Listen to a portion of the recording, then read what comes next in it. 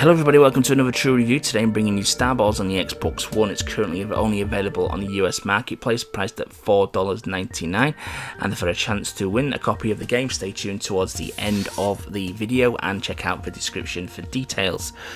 Now what we have essentially with Starballs is a galactic mini golf game. You play as a robot who can transform into a ball, and with the use of his thrusters you have to navigate him around the spaceship levels to get to what essentially is the hole on each of the holes that represent the golf course. Now to stop you, there's traditional mini golf things such as pinball bumpers, wall bumpers, there's speed pads, ramps, general maintenance robots just roaming around doing their day-to-day ship duties that generally get in your way or pick you up. There's black holes, there's gravity wells, there's teleporters, there's switches to press. So quite a lot of obstacles to actually navigate on each level, of which there's 35 of for the story mode, with a further 15 unlockable by finding the 15 hidden keys dotted around the main 35 story levels. Now, you play as one of the robots initially, and he has 2 power-up slots. Power-ups are bought through a shop, which you get the currency by collecting cogs around the various courses. These power-ups are a bit of a missed opportunity. You don't generally have to use them to navigate and be successful at the game, although they can help in a few sticky situations and do make the game slightly easier. But due to the course design, which I'll get into in a little moment, I only really found the speed boost one, which is essentially gives you more shot power, to be the one that's required to actually fully complete all the holes and collect all the hidden keys. So how you play the game is the left stick both controls the aim of the shot, and also by pulling back on it also controls the shot power, which is a little bit of an odd choice to do really, because obviously when you're aiming the shot or pulling back on the stick to aim the power, you are going to be moving slightly left and right as well, so your aim is being affected by pulling back. This really should have been assigned to the other stick, so you aimed with the left and power with your right. Thankfully, initiating the shot you have to press the RB button, so there's no accidental misfires, but it still is a little bit of an odd design decision, to be honest with you there. It's a pretty simple process of navigating the courses, and to unlock the next level you have to score par or better. There is some medals to collect, bronze, silver and gold, and they seem to be associated with getting a certain amount of score. Now score is obtained by hitting bumpers and collecting the game's currency, so it's not just a simple case of getting a hole in one. You do have to, on some levels, collect the various cogs around the level on your way to the hole to score enough points. Now graphically it's okay. For a mini golf game, I'm not really looking for fantastic graphics, as long as they are functional, and indeed they are on this occasion. A nice representation of a spaceship.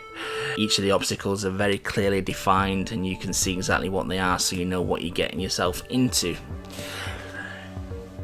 Now the issue I have with it is mini golf game really all that goes on the level design, and for the later levels and the bonus levels which you unlock, the levels are pretty decent. They're full of obstacles. You have to think your way through them. You have to plot your way, plot your route, you know, have kind of a predetermined plan really, and then hopefully you can actually pull it off by aiming with correct, you know, power and precision. But unfortunately, a lot of the levels don't simply have that. A lot of the levels you can just simply whack and hope at the hole, and will 9 out of 10 times end up in the near vicinity of it, and then with a second or third shot easily score under par. Which is a bit of a shame really, because it does bypass most of the game's obstacles. Yeah, it could have really been improved. But like I say, the bonus levels which you unlock by collecting the keys are really good, and some of the latter levels, especially ones where you have to negotiate switches or pull off, you know, precision jumps past gravity wells and teleporters and such, do work really well. And I wish there was more of them, to be honest with you, because 50 levels is a very, very small amount for a game such as this type, when you bear in mind some levels can be completed in as little as 15 seconds. Probably on average you're looking at about a minute per level throughout the entire game, so very, very short game, but it's only $4.99, so I'm not really that unhappy with that, to be honest with you. So finally, moving on to achievements. Now, it's a very easy 820 game score for simply doing tasks like getting so many hole-in-ones, so many gold medals, getting a certain amount of cumulative score during your playtime. But then we get to some of the craziest achievements I've seen in a long, long time. There's about 6 timestamp achievements, and they start off with 5 hours, 10 hours, and bear in mind what I said to you, the 50 levels, you're probably looking at about 2.5, 3 hours playtime to get through them all initially. And then if you replay them a few times, then you may get to the 10-hour mark. But it doesn't stop there, unfortunately. There's more increments: 24 hours, 150 hours, 100 hours, 250 hours, and then the daddy of them all, 500 in-game hours. And bear in mind, the timer for these achievements doesn't start until you take a shot on a hole, and actually ends when the ball is sunk. So it's not actual counting menuing time or loading time or anything like that. Now, 500 hours is an insane amount of time to play any game for, to be honest with you. Now, if we was playing The Witcher 3, it's a realistic achievement because you can get lost in that world for forever. But we're talking about a mini golf game here with 50 very short levels. And 500 hours, I mean, the 24-hour one is pretty much out there at that, and if it was just a 500-hour one as a standalone achievement, I would have thought maybe it's a typo, maybe it should have been 50 hours, and even that would be a hell of a lot of time. But because of the other incremental achievements, 500 hours, guys, that's a 23 days, I think it is. I mean, somebody's going to scream and correct me on that, I know they are, but 23 days. I would urge developers, because you have created a fun mini golf game here, the achievement hunting community are gonna run a mile from your game for setting a total like that. They won't buy the game for it. I know what they're like. They will not buy the game. So if you can, I would say patch that achievement out, patch all the timestamp achievements out, or put them at more realistic levels for people to obtain. Because all people are going to do there is take a shot on a hole and idle their Xbox, which is a complete waste of time and energy, let alone electricity.